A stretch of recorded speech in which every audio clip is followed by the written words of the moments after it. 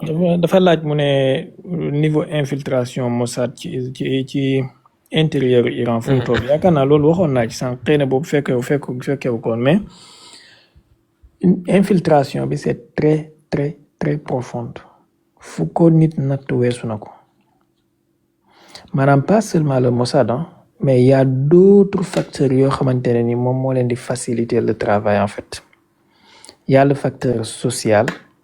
parce que Iran du wut benn bloc bu monolithique boo xamante ne ñëpp a d'accord ci benn affaire ñëpp a gëm ayatollah bi du noonu il y a des partis politiques yu opposé wu ak régime mollah yi il y a aussi ni ñuy tuddee les moudjahidines du peuple nga xam ne ñoom ils sont beaucoup plus des pro Shah ak doomam ji Reza Pahlavi xawma Reza Pahlavi il y a aussi des juifs dis-les que les juifs sax ñoom ils sont beaucoup plus pro ayatollah plutôt contre l'état sioniste et il y a aussi les Kurdistan les Kurdes qui sont souvent des indépendantistes des rebelles indépendantistes donc yii yëpp ay facteurs la yoo xamante ne dafay faciliter infiltration ci dëkk te tamit y a le facteur des sanctions et des embargos internationaux yoo xamante ne ni depuis des années ñu ngi ko teg Iran ce qui porte un coup très dur à son économie loolu day tax ki nga xamante ne ni peut-être soxla na boo ñëwee tàllal ko xaalis bu bari mën na la defal li nga bëgg maanaam tey jii nit koo xamante ne dafay am problème wu $500 nga ñëw jox ko $30,000 ne ko da ngaa bëgg mu reyal la benn scientifique wala da ngaa bëgg mu piéger la benn voiture nga jox ko matériel bi moom il n'a que placer affaire bi fi nga ko sant mu placer ko mais daf koy def donc le niveau d'infiltration est très fort en plus il y a aussi les aigris il y a les opposants du régime ñoom tamit qui cherchent à faire tomber le régime parce que jàpp nañ ne loolu seen arrangement la donc concours de moyens yu bari moo dajaloo en plus xëy na nag li may wax nii ñu bari mën na leen xaw a jaaxal mais man le président actuel iranien Masoud Pezeshkian sérieusement j'ai de gros doutes sur lui lii wax naa ko avant attaque bi di am du tey laa ko commencé wax depuis avant ñuy rey Hassan Nasrallah laa ko wax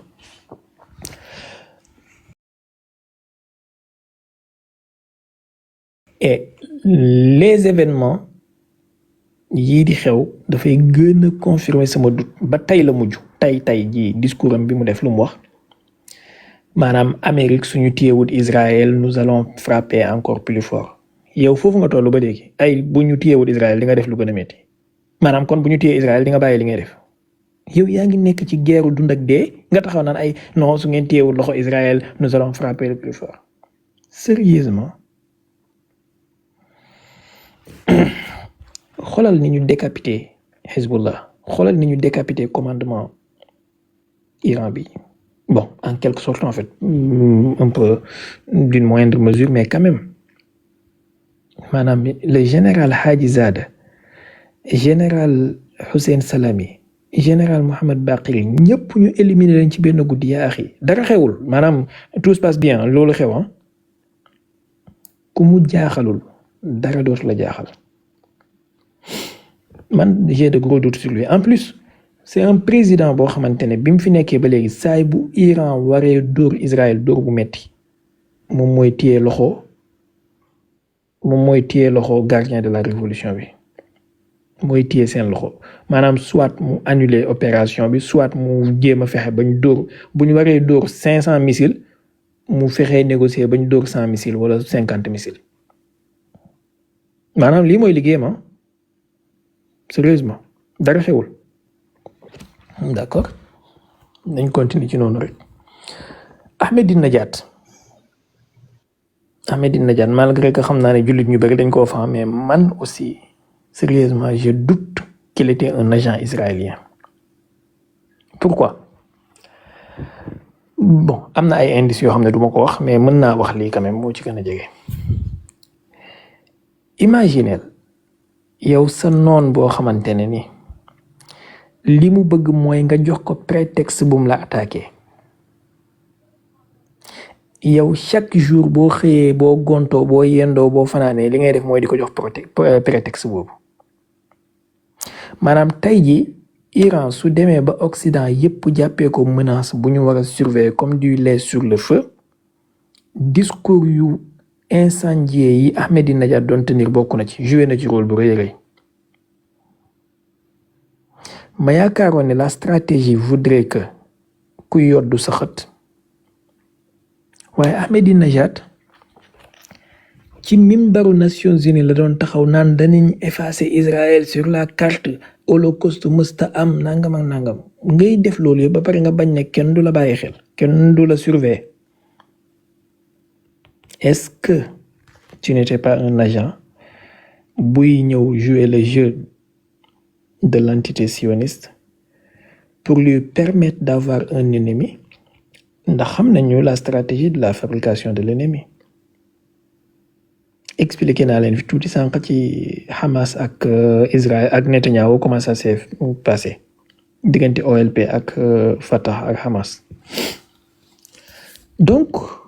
sérieusement Ahmadinejad aussi man génnewuma ko ci xaayima tuhma bi que ne il jouait le jeu de l'Israël. Ibrahim Raïsi kan moo ko mës a dégg mu nekk di def ay discours yu incendiaire comme ni Ahmadinejad doon def et pourtant c'était un président un vrai président celui-là moo tax ñu éliminer ko fexe nañ koo jënd nag mënuñ koo jënd ñu éliminer ko mais Ahmadinejad def na 8 ans dem yoonam ba léegi mu ngi dund ma nettal leen lu gën a reelu en 2021 Ahmadinejad mooy nettali li may wax ci benn interview bu mu joxe woon ci. moom kenn la woon ci seen président yi wala. moo nekkoon président diggante 2012 2008 2012 yi quoi xaw ma année yooyu daal en tout cas ba 2012 moo nekkoon président.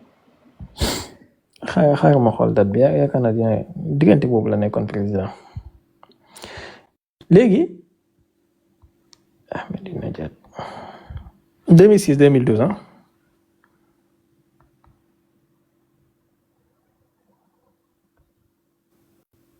Mahmoud Ahmadinejad mu ngi nekkoon